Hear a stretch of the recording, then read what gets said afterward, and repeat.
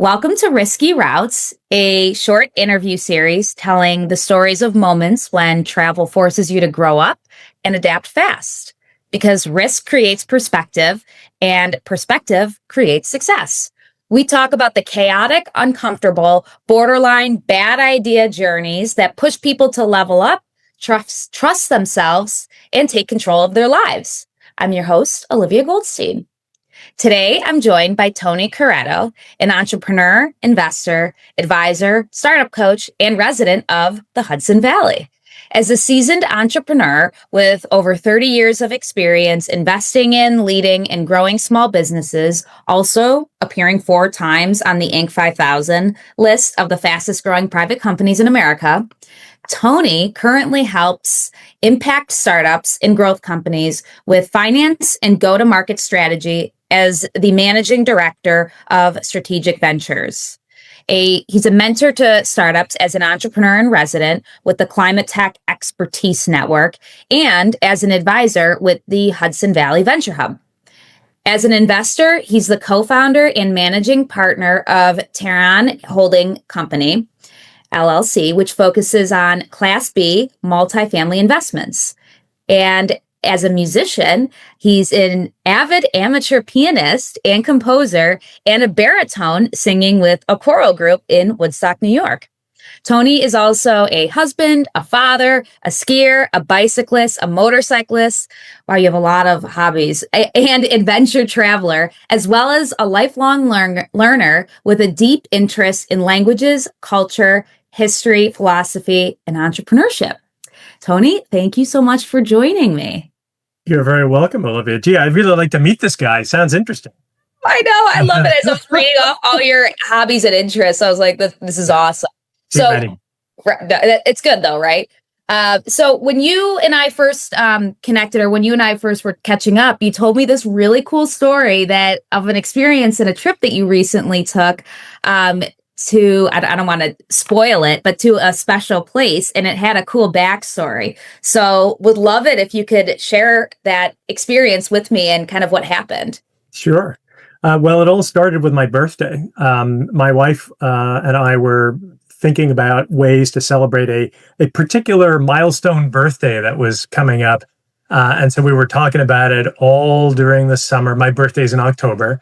Mm-hmm. And, we batted around all kinds of ideas and we couldn't settle on anything. And so I said, forget it. We're just not doing that. We'll just have dinner with friends. We'll see our kids and that'll be that.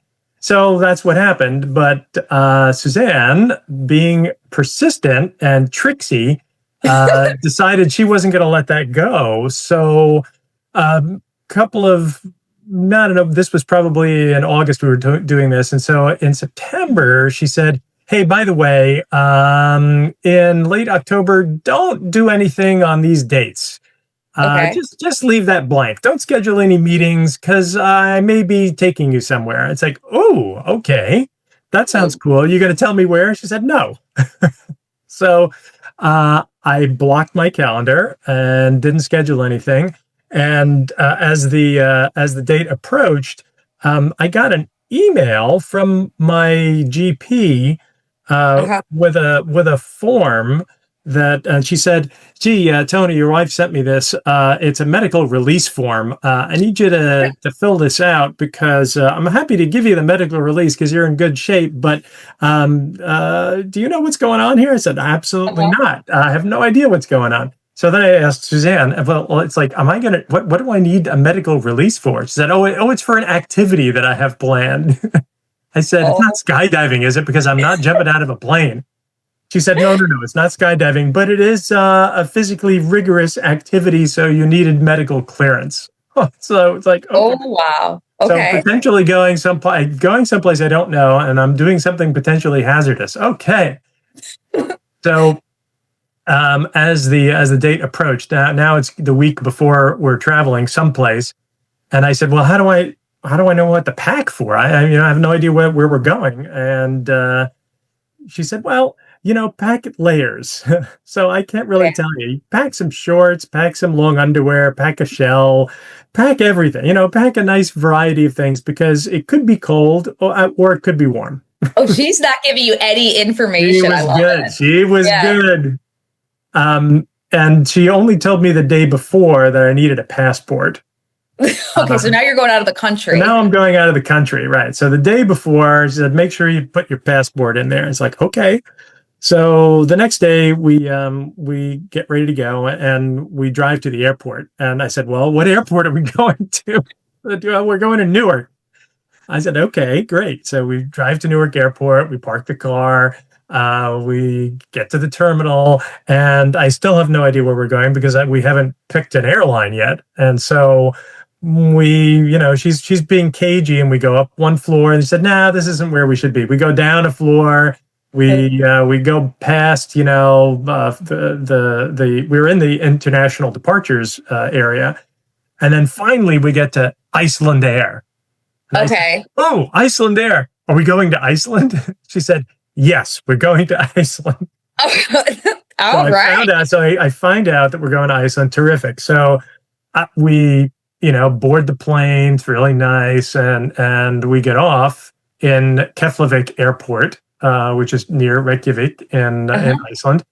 And, we get our luggage and we get to the area where, we have to get ground transportation.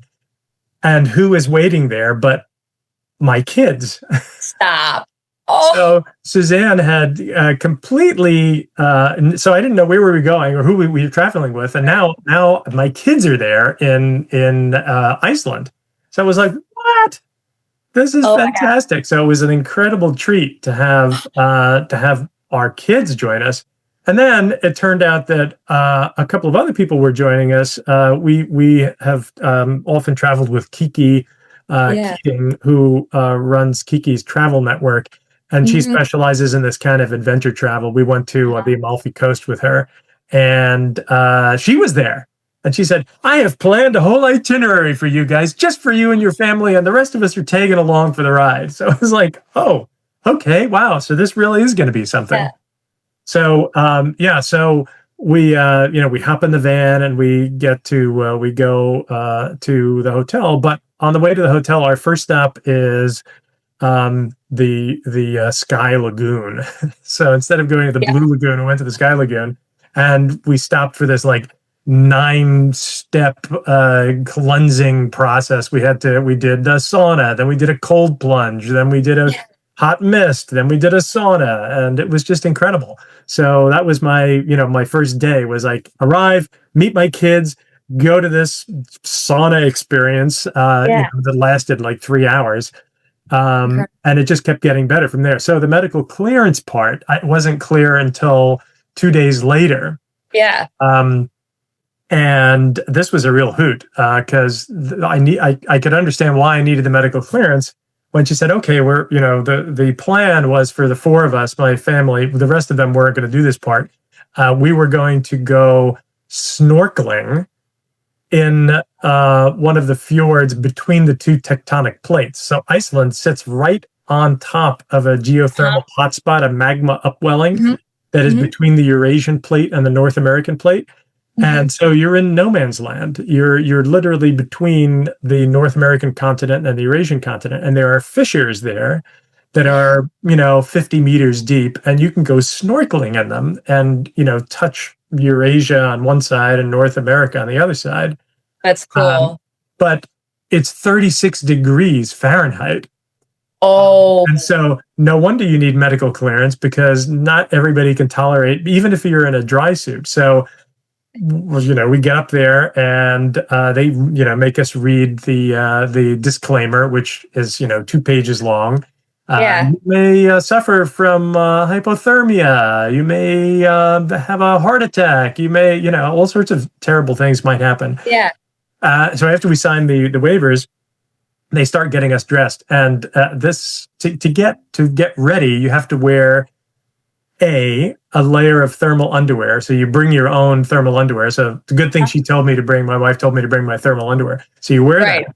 Then they put you in a quilted pajama suit. And then you put on the dry suit. So you're wearing 3 layers. Yeah.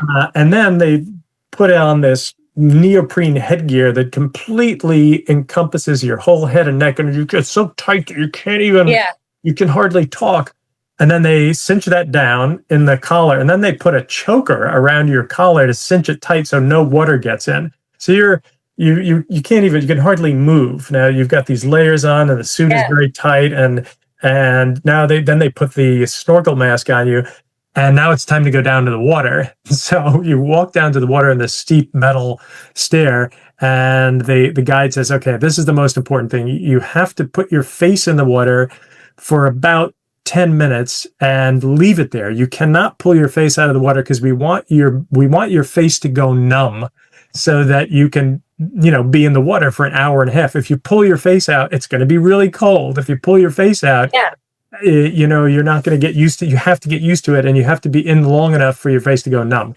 So it's like, well, how cold could it be? So we put our faces in the water, and it was incredibly cold. It was like, put your face in a freezer or an ice cold bath.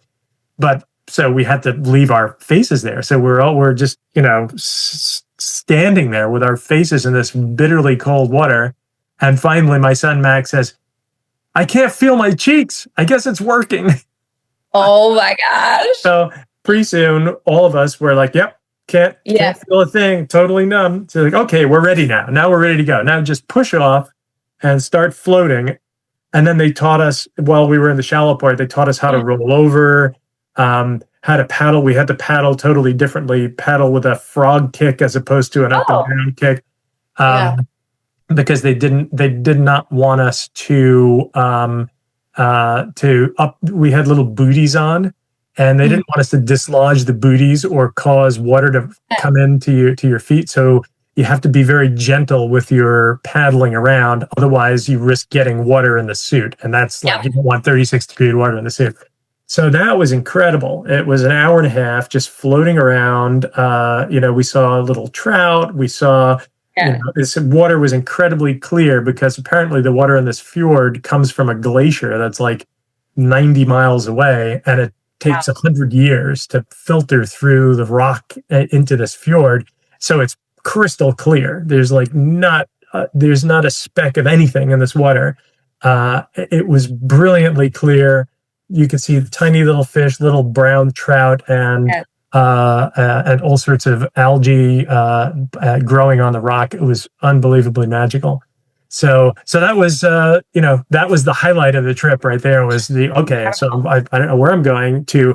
I'm flying to Iceland. I'm going to this lagoon, and then we're getting into this 36-degree water and paddling around between the tectonic plates. It was like, okay, oh my gosh, unbelievable. So you didn't end up needing the shorts.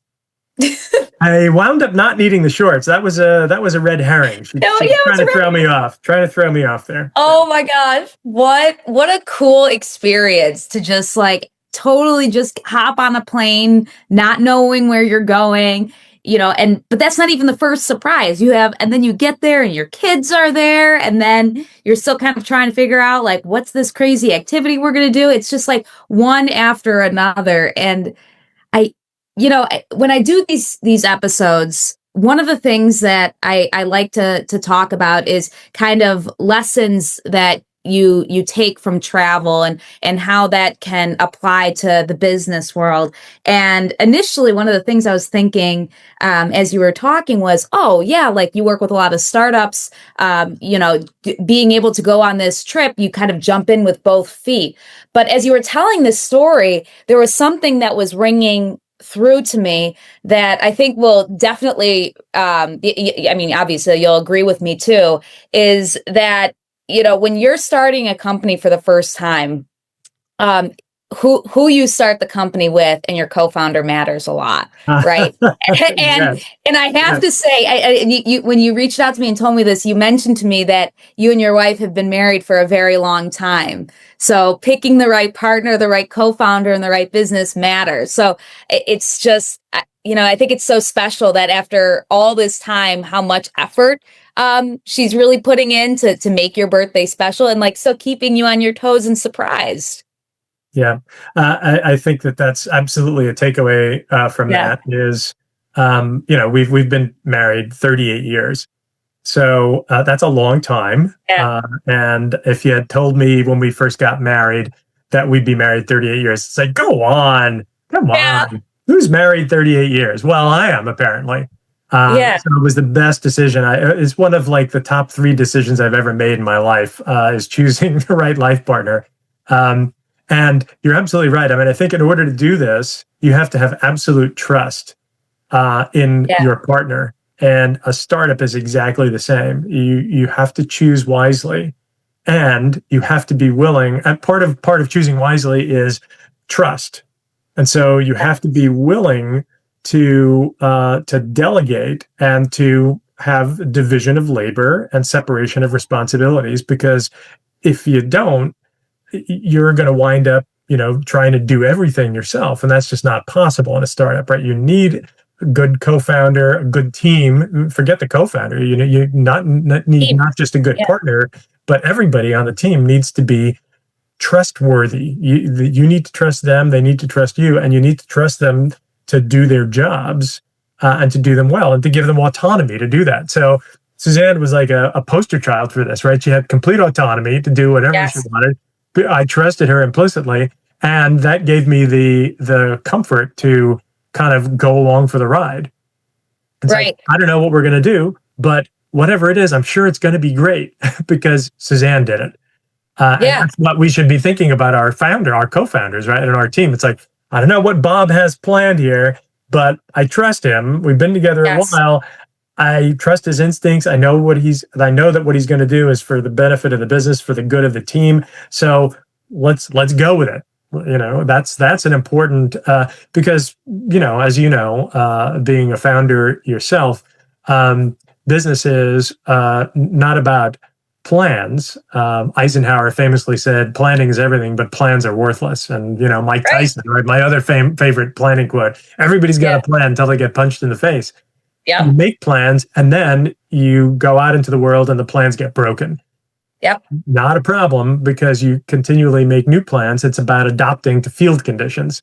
So a trip like this makes you realize, wow, I've learned some lessons here along the years from business and Yeah. life that I adapt to field conditions, and it's like second nature now.